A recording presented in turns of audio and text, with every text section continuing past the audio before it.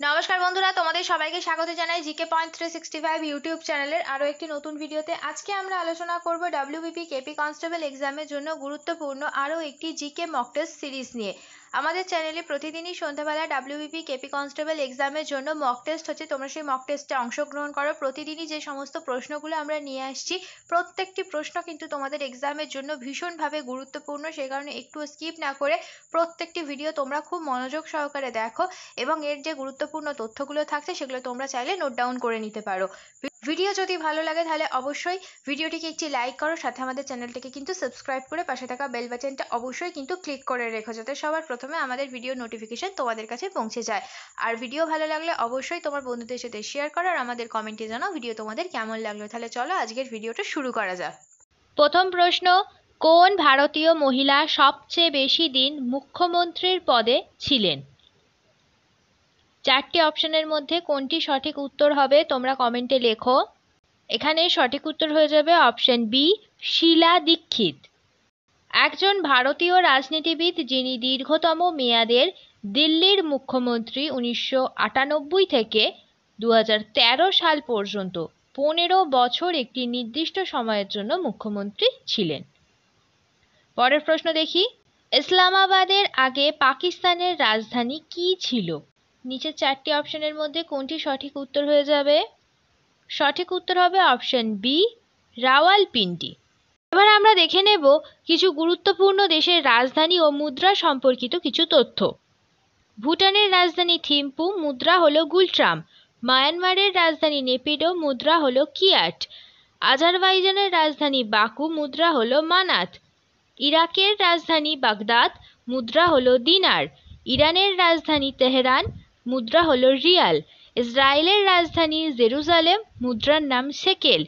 উজবেকিস্তানের রাজধানী তাশখান্ত, মুদ্রার নাম সোম।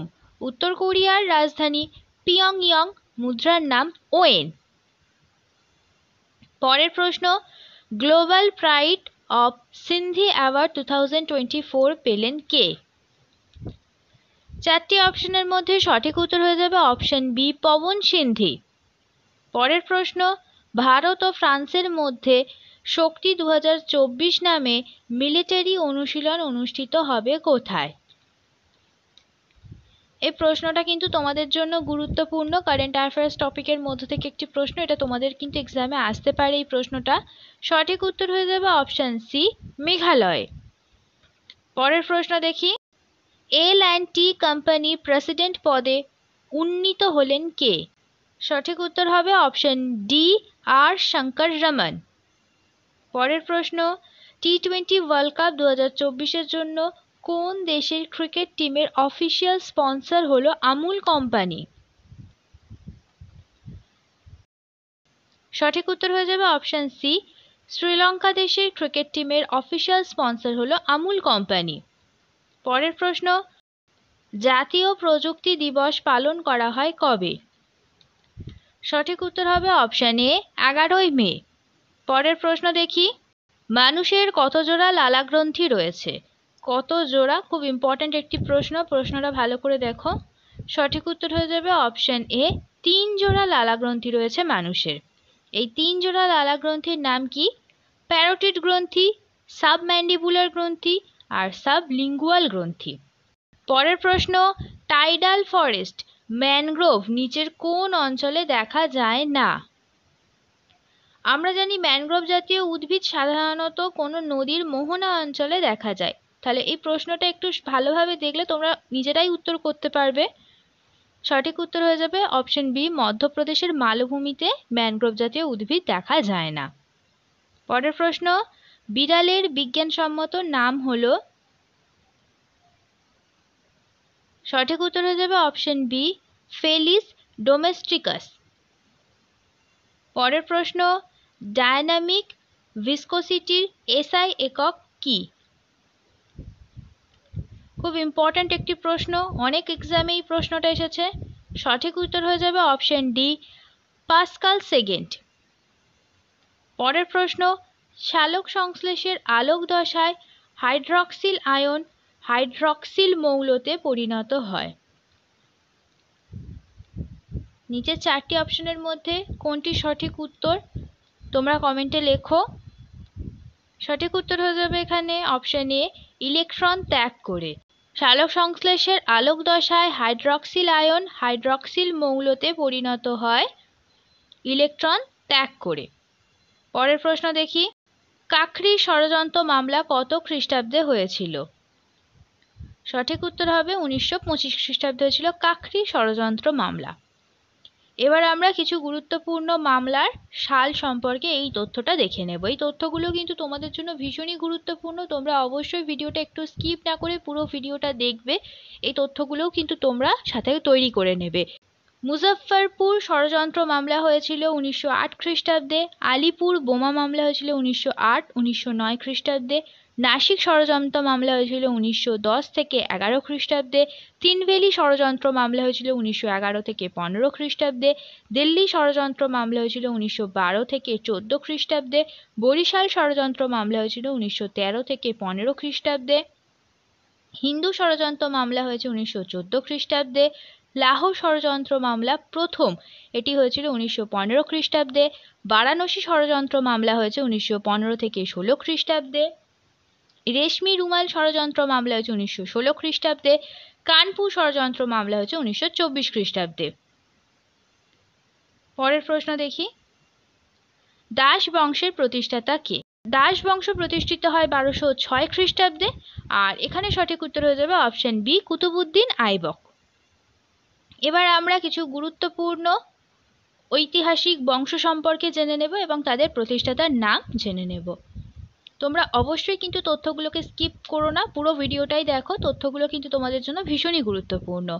হর্ষঙ্ক বংশের প্রতিষ্ঠাতা বিম্বিসার, শিশুনাগ বংশের প্রতিষ্ঠাতা শিশুনাগ, নন্দ বংশের প্রতিষ্ঠাতা মহাপদ্মনন্দ, মৌর্য বংশের প্রতিষ্ঠাতা চন্দ্রগুপ্ত মৌর্য, কুষাণ বংশের প্রতিষ্ঠাতা কুজুল কথফিসেস, সাতবাহন বংশের প্রতিষ্ঠাতা শিমুখ, গুপ্ত বংশের প্রতিষ্ঠাতা শ্রীগুপ্ত, পুষ্যভূতি বংশের প্রতিষ্ঠাতা প্রভাকর বর্ধন। পরের প্রশ্ন, সম্প্রতি কোন ভারতীয় রেসলারকে 2024 সালের জন্য সাসপেন্ড করা হলো? ইম্পর্টেন্ট একটি প্রশ্ন, সঠিক উত্তর হয়ে যাবে অপশন ডি, বজরং পুনিয়া। এই রেসলারকে 2024 সালের জন্য সাসপেন্ড করা হলো। পরবর্তী প্রশ্ন, ইন্ডিয়ান ফার্মার্স ফার্টিলাইজার কর্পোরেশন IFFCOর চেয়ারম্যান পদে নির্বাচিত হলেন কে? সঠিক উত্তর হবে অপশন ডি, দিলীপ সাংঘানি। পরের প্রশ্ন, ভারতীয় রিজার্ভ ব্যাংকের এক্সিকিউটিভ ডিরেক্টর পদে নিযুক্ত হলেন কে? সঠিক উত্তর হবে অপশন এ, আর লক্ষ্মীকান্ত ভারতীয় রিজার্ভ ব্যাংকের এক্সিকিউটিভ ডিরেক্টর হিসেবে নিযুক্ত হলেন। পরের প্রশ্ন, আন্তর্জাতিক নার্স দিবস কবে পালন করা হয়? সঠিক উত্তর হচ্ছে 12ই মে, অপশন এ হয়ে যাবে সঠিক উত্তর। আর এবছরের আন্তর্জাতিক নার্স দিবসের থিম হলো our nurses our future, the economic power of care. পরের প্রশ্ন, ড্রেন অফ ওয়েলথ বইটির লেখক কে? সঠিক উত্তর হয়ে যাবে অপশন বি, দাদাভাই নৌরোজি। পরের প্রশ্ন, মানুষ সৃষ্ট বৃহত্তম হ্রদ কোনটি? 4টি অপশনের মধ্যে সঠিক উত্তর হয়ে যাবে অপশন সি, গোবিন্দ সাগর। শেষ হলো আজকের ভিডিও। আজকের পর্বে আমরা কিছু গুরুত্বপূর্ণ WBP কনস্টেবল এক্সামের জন্য জিকে প্রশ্নের উত্তর দেখে নিলাম।